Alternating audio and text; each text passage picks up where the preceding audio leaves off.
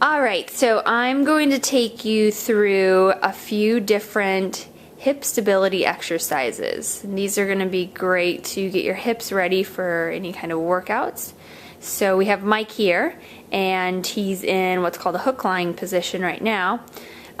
He's going to actually pull his toes up off the ground, dig his heels in. So this is going to help so that you're using your glutes and not so much your hamstrings. And all he's going to do is go up into a bridge, squeezing his glutes and just holding this bridge. So you're going to hold here for 30 seconds, and some things you want to focus on are you using your glutes? Are you using your low back? So if you're using your low back, you might need to lower your hips a bit and really just get into those glutes.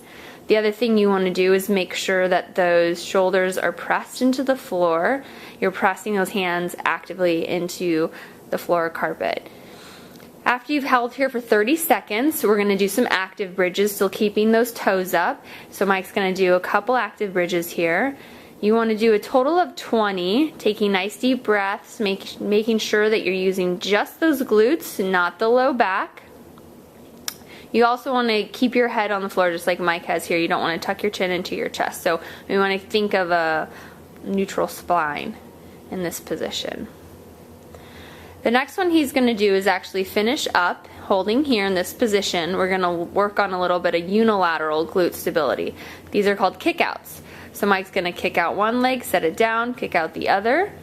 So as he's doing this, he's fighting to not allow those hips to tip. You want to keep those hips in the exact same position as they are now.